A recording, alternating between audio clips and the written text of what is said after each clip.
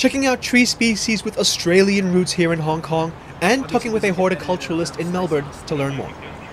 Come join us right now in this special episode of Hong Kong Trees.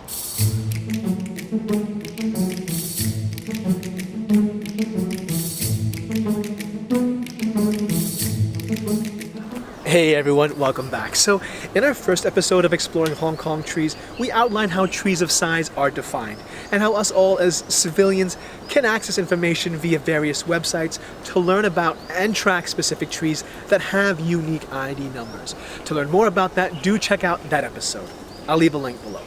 But today, we're talking about trees that are exotic, specifically from Australia, that are actually very common in our urban landscape. The first species we are looking at is a eucalyptus that happens to be classified as being large due to its diameter at breast height. So between us here inside the Shamsher Po Park and the busy road outside sits a Eucalyptus robusta, common name swamp mahogany. Now, as the name suggests, it does grow well by the water, whether it's fresh or brackish in nature. In this sense, Hong Kong's rainfall and humidity certainly doesn't pose an issue. Back in Australia, this species also provides support for wildlife that we're unlikely to encounter here in the wild.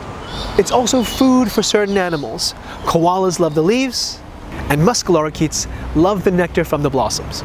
This tree was last inspected in March 2020 and is considered an OVT or old and valuable tree. They're also very long-lived and can live for at least 200 years. But there's more to uncover about Australian trees in general. To learn more, we're going to talk to my buddy, Hugh. Hugh, to you. Hey, how you doing, sir? Can you hear me okay? That's it. You're a bit quiet. Let me just see if it's my side. Oh, come on, I'm never quiet, mate. With over 20 years of experience working in horticulture, Hugh is also a carpenter, builder, and construction teacher and lecturer. He's also a volunteer emergency services officer and trainer.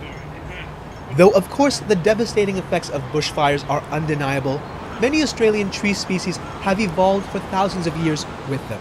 The indigenous people knew here, the Aboriginals knew in Australia, they used to, well, they're very nomadic, they would sort of move from one area to the next, and they would start a fire because they knew that sort of created or regenerated new growth.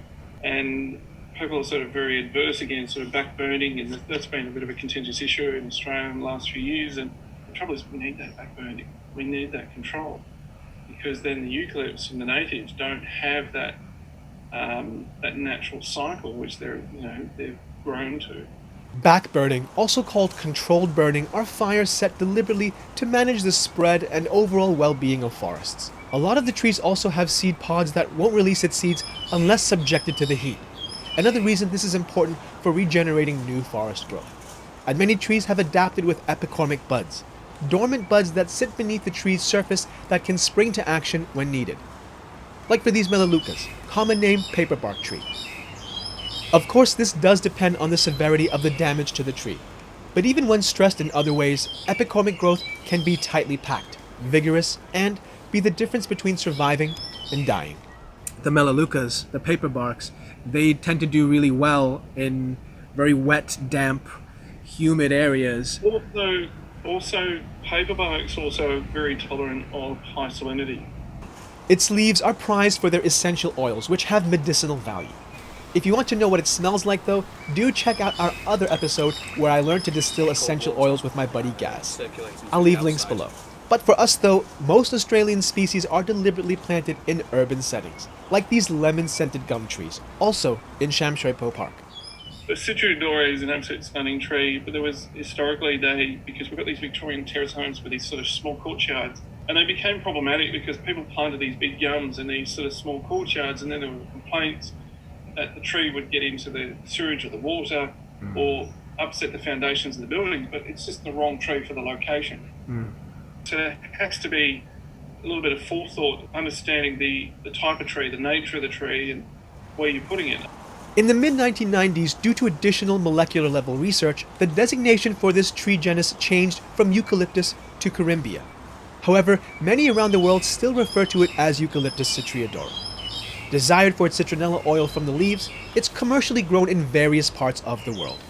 It's also manufactured overseas, I think from memory in Brazil, and in China as well. And there's one more tree that's widely grown here, but actually from Australia.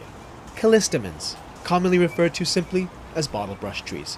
As we prepare to enter the wetter, hotter months, the striking red flowers are falling and, on its branches, have formed hard, woody fruits.